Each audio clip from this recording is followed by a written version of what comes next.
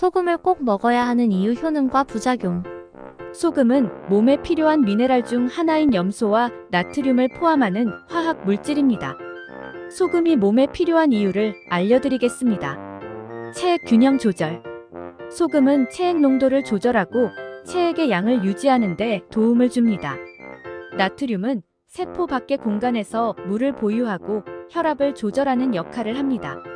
체액 농도와 혈압은 생존에 필수적인 중요한 요소입니다. 신경 및 근육 기능. 나트륨은 신경 및 근육 기능에 중요한 역할을 합니다. 신경 신호 전달과 근육 수축을 조절하는 데 필요합니다. 소화 과정. 소금은 소화 과정에도 관여합니다. 소화 액체의 pH 조절과 소화 효소의 활성화에 도움을 줄 수 있습니다.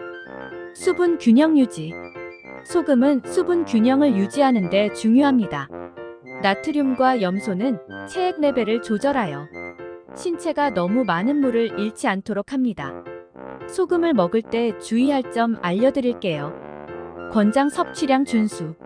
세계보건기구 WHO는 하루에 성인이 섭취해야 할 소금의 양을 약 5g으로 권장하고 있습니다. 과도한 소금 섭취는 고혈압, 심장 질환 및 다른 건강 문제를 유발할 수 있으므로 권장 섭취량을 준수하세요. 가공식품주의.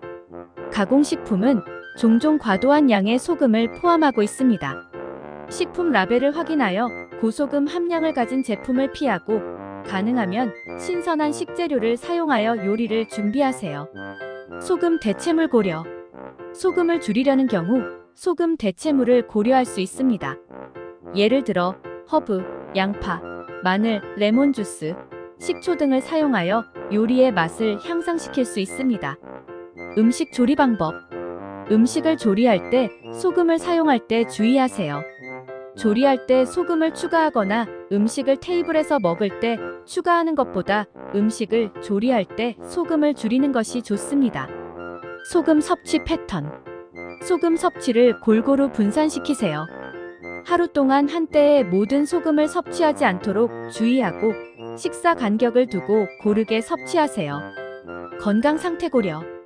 고혈압이나 다른 건강 문제가 있는 경우 의사 또는 영양사의 조언을 듣고 소금 섭취량을 조절하세요. 물 섭취. 소금을 과도하게 섭취하면 몸은 물을 더 많이 유지하려고 할 수 있습니다. 이로 인해 수분 과다 증상이 나타날 수 있으므로 충분한 물을 마시는 것이 중요합니다. 소금을 구입할 때 주의할 점 알아보겠습니다. 일반적으로 가장 흔하게 사용되는 소금 종류에는 깔끔한 소금과 바다 소금이 있습니다. 깔끔한 소금은 대부분의 가정에서 사용되며 바다 소금은 자연적인 광물질을 더 많이 포함하고 있을 수 있습니다. 개인의 기호와 요리 목적에 따라 선택하세요. 소금은 다양한 세분화 정도로 구입할 수 있습니다. 미세한 소금은 빨리 용해되며 조리에 적합하고 거친 소금은 음식의 마지막 단계에서 표면에 뿌리거나 시즈닝용으로 사용할 수 있습니다. 요리 방식에 맞게 세분화 정도를 선택하세요. 몇몇 소금 제품은 첨가물을 포함하고 있을 수 있습니다. 가능하면 순수한 형태의 소금을 선택하십시오. 정제되지 않은 소금이나 해양 소금은 첨가물이 적은 것이 흔합니다. 소금은 오랜 기간 동안 보관할 수 있지만 유통기한을 확인하여 신선한 제품을 구입하세요.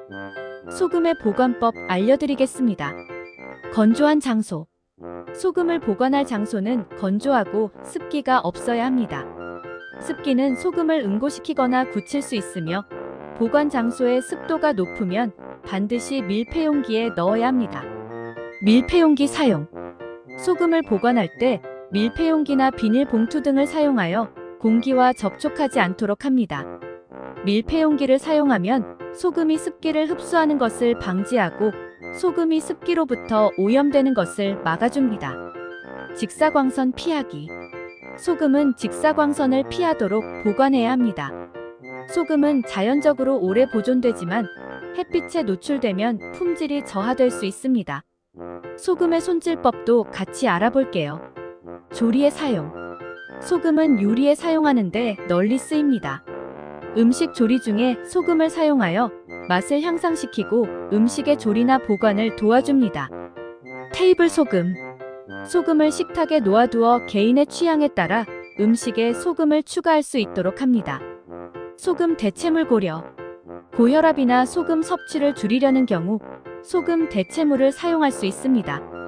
허브, 양파, 마늘, 레몬 주스, 식초 등을 사용하여 요리의 맛을 향상시킬 수 있습니다. 요리 방법 고려. 요리할 때 소금을 추가하는 시점과 양을 고려하세요.